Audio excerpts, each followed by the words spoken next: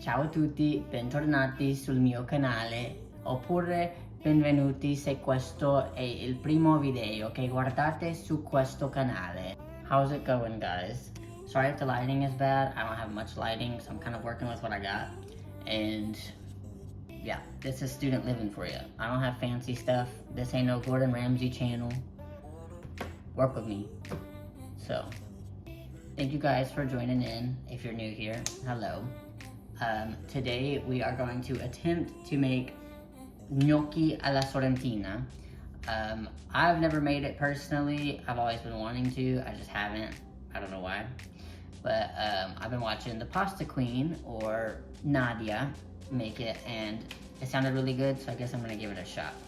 So I will show you all the ingredients, and I'm going based off of her book. If you don't have it, you should definitely go get it, because she has a lot of good recipes in here.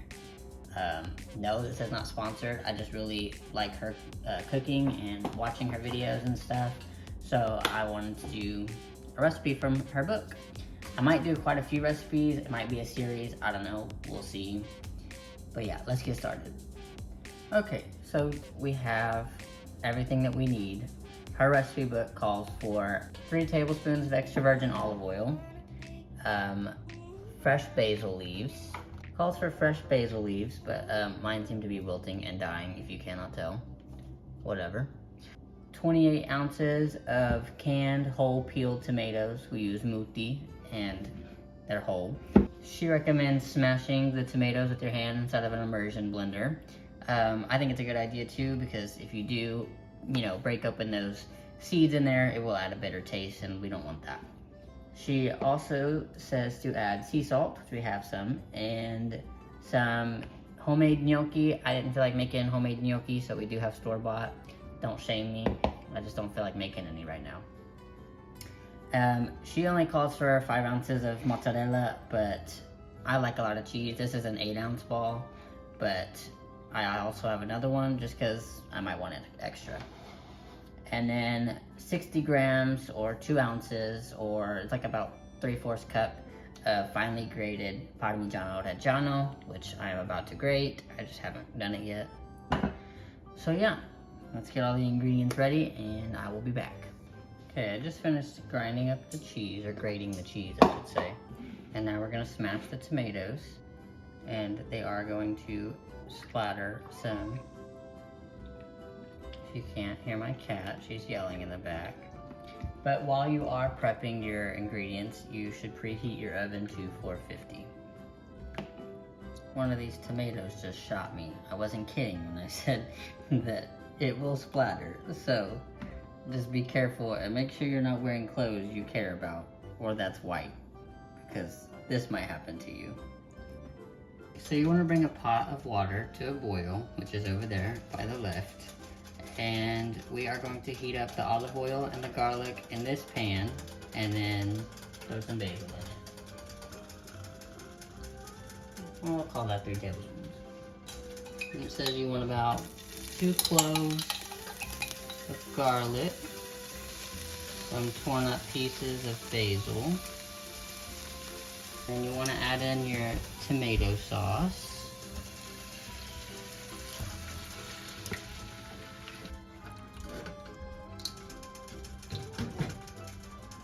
Once the tomato sauce goes in, now we add a heavy pinch of salt. Sea salt, to be exact, which I only have fine sea salt. And we're gonna cook that for about 10 minutes. I am definitely no chef, and this is definitely not a, fancy kitchen. This isn't Gordon Ramsay's kitchen. This is definitely not Nadia's kitchen, but, I live in student apartments, what can I say? This is the stove I have to work with. You know what I mean?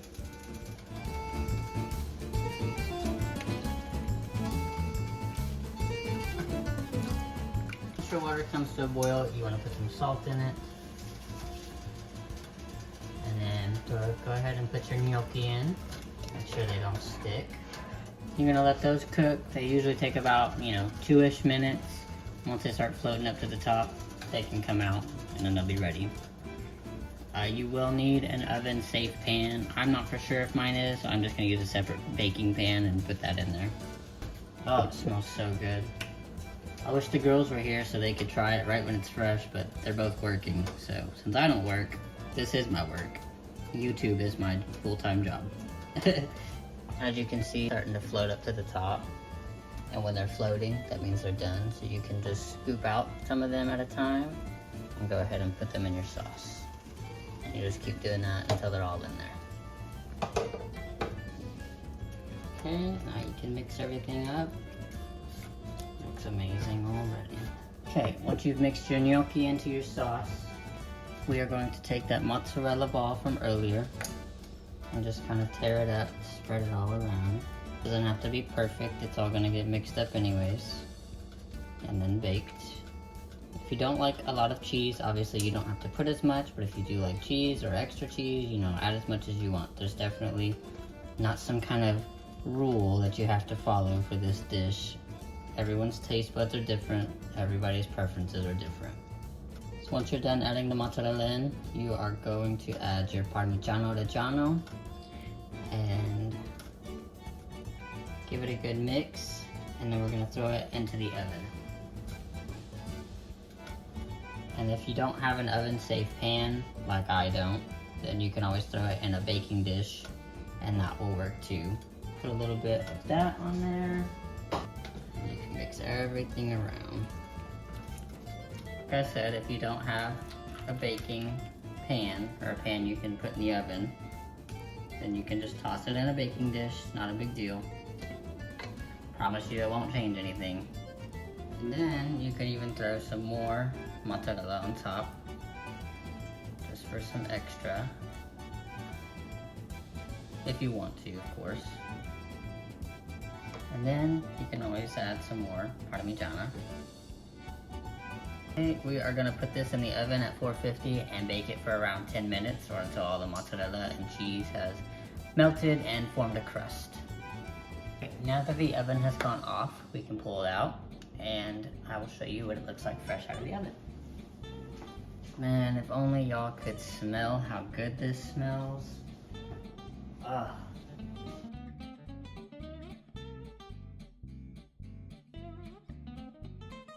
Wow, I mean, just from the looks and the smell of it, it's amazing.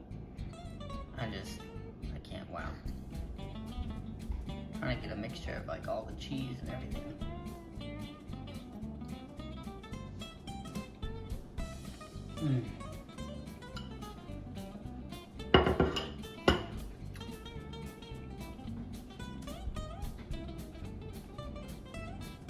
Wow, just, que bello. Wow, it is like so simple, so quick and easy. It took me like 20 minutes tops, and it's just delicious. Yes, homemade gnocchi would have probably been better, just because I'm not that big of a fan of store-bought. But, you know, I went the lazy route and used store-bought, that's my fault. But overall, it's still really good. Next time I probably will make homemade gnocchi, just because homemade trumps everything no matter what. But man, this is phenomenal. I think you should try it. I know this wasn't one of my usual videos, like my vlogs and stuff, but I'm trying to come out of my comfort zone and do other things. So if you like this video, like and comment, and I will continue to do more. I probably will anyways, to be honest. I'm gonna try to do more cookbook videos, probably trying to do a full cookbook of some kind of book. I'm not sure if it'll be Nadia's or, you know, some other one. But I definitely do want to do a lot more cooking. Cooking has been my passion my whole life, along with YouTube. So I might do a mixture of both and do the other videos that I have planned to do anyways. Yes, baby. But thank you guys for watching. Let me know if you do try this recipe at home. I hope it works out for you the way it did for me. Also, go buy her cookbook so you can try a bunch of other recipes. Thank you guys for watching, and I will see you next week. Bye.